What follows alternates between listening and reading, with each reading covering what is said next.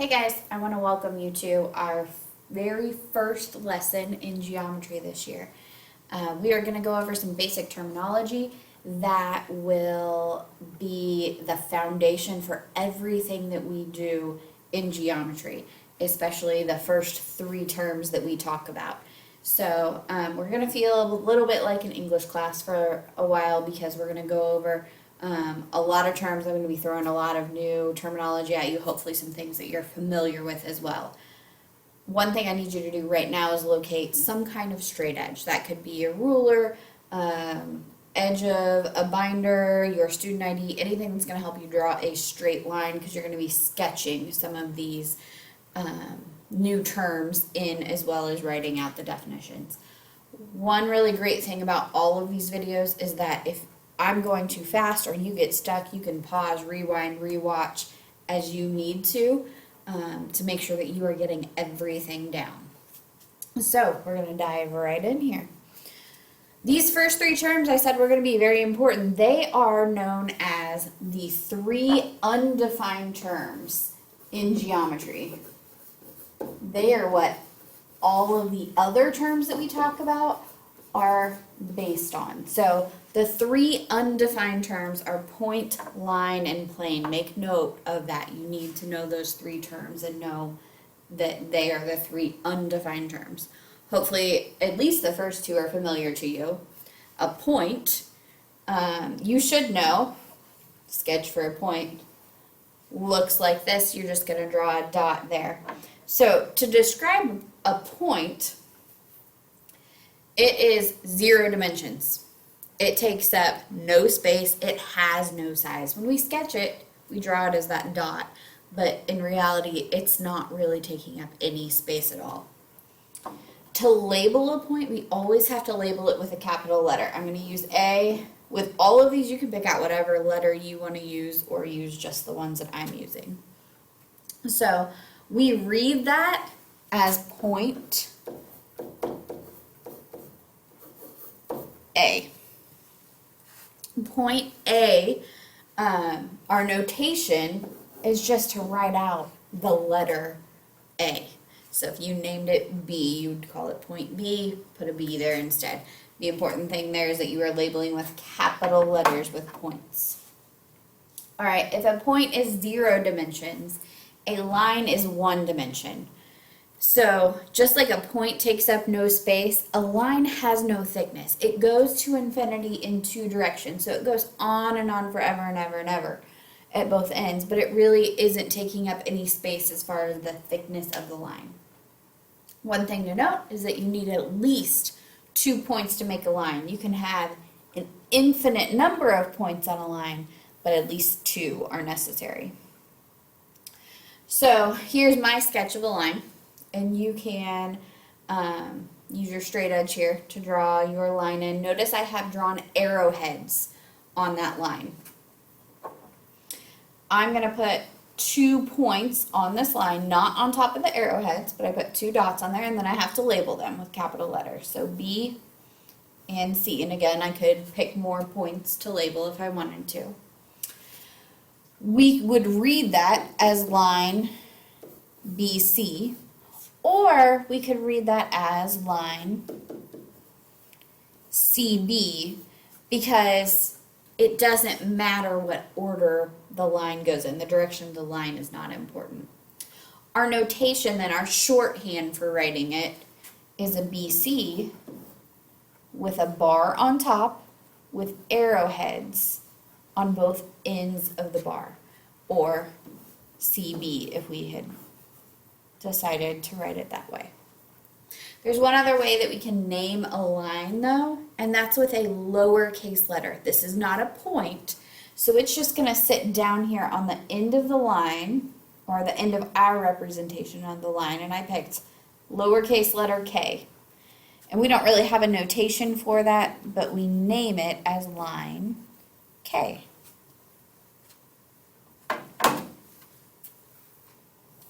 The final term is a plane, and this may be one that you are not as familiar with. A plane, if a point is 0 dimensions, a line is 1 dimension, a plane is 2 dimensions.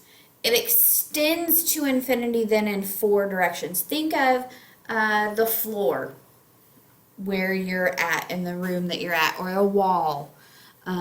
If you look at that, those are planes. Think of a piece of paper. It's flat, but it extends forever along those edges.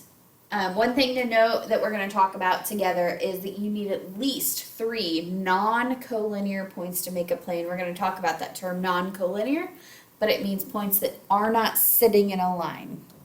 So the way we represent a plane is this parallelogram shape. So you can draw that in on your paper now. And then I'm going to pick 3 points. So I'm going to call it D, E, and F. And notice I made sure that those didn't all lie in a line. That's important with this 3 non-collinear points. The way that we write our notation and the way that we read it are the same. We just write out the word plane, D, E, F. So same thing here. Just like we can name a line though, in a different way, we can name a plane as well with just a single letter. We use a single capital letter. Usually it's in a corner of our plane representation, but it does not have a dot next to it because it's not a point. So I'm going to pick the letter M, and I could also call this plane M. So either with 3 letters to name your plane, or 3 points to name your plane, or the 1 letter from the corner. All right, so building off of those 3 undefined terms, we have collinear, coplanar, non-collinear, and non-coplanar. Think of English class, think of that prefix co, like cooperate, something together. So collinear is going to be points that lie on the same line. So points that lie on the same line. There's my sketch of my line. And I'm going to draw point G, point H. Those points are collinear. If I wanted to, I could draw another point. Point I is also on that same line. I'm going to skip over coplanar for just a second and jump down to non-collinear then. So non-collinear, if collinear is points that lie on the same line, non-collinear is points that do not lie on the same line. So if I have my points G and H, then I could draw a point J that is not on that same line. So those 3 points then are considered non-collinear. All right, so I think we can reason through then if we know collinear, non-collinear, coplanar is points that lie in the same plane. So on that flat surface, we can have points K, point L, and point M. So those are 3 points that all lie within the same plane. Non-coplanar means then points that do not lie in the same plane. So this one's a little trickier to draw, so make sure you follow along with me. I'm going to go ahead and put in my points K, L, and M that I had from my coplanar points, but then I'm going to draw a non-coplanar point. So we're trying to make a 3-dimensional picture out of a 2-dimensional piece of paper right now. So what we're doing, think of a piece of paper out in front of you, and we're going to kind of shoot a line through that piece of paper so that it's sticking straight up out of the piece of paper. That's kind of the image that we're trying to get. Please use your straight edge here.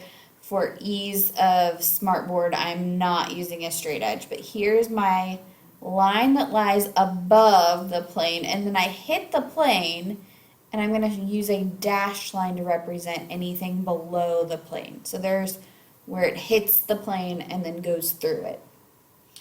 Then I'm going to change colors here, and I'm going to put point in up there on that line that's going through the plane, so it's not really inside the plane. So that point in makes all of those points non-coplanar. All right, A few more terms here. Line segment, hopefully this is a term you're familiar with. It means two endpoints and all of the points in between. It's like we cut off the ends of a line, so we just end at these two endpoints.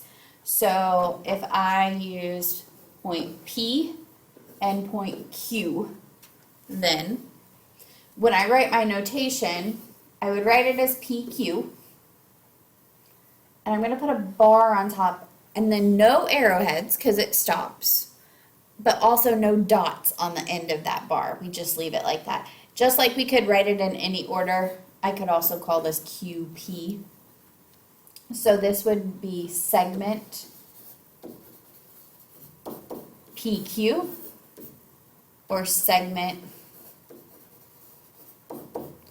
QP.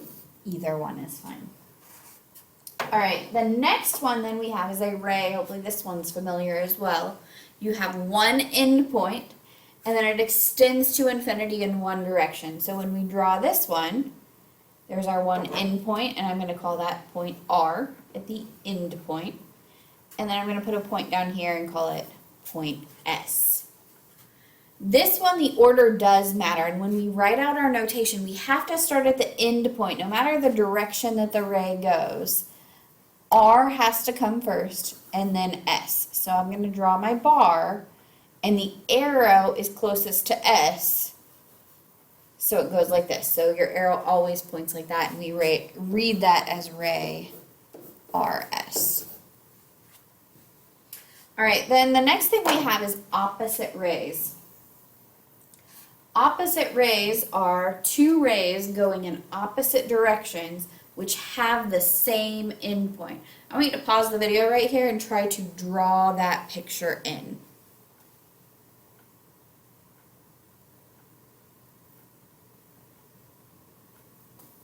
All right, hopefully you are back with me. Here is my drawing. So two rays going in opposite directions. If this is my ray R S, and then I also used ray R, let's call it T.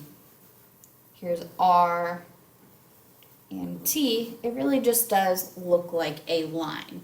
So that would form line TS or ST if you wanted to write it that way. But that is opposite rays.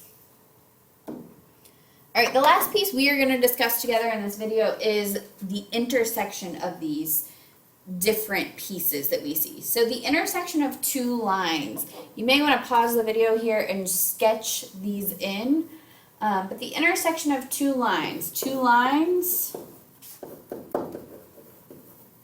intersect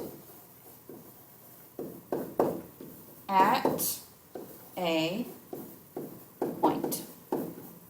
You can see in this picture, there's the point where they intersect. Two lines intersect at a point. This intersection of a line and a plane, we drew this in earlier when we were showing non-coplanar. So if you want to go back and look at how we drew that in, notice here's this intersection. So a line and a plane intersect at a point as well.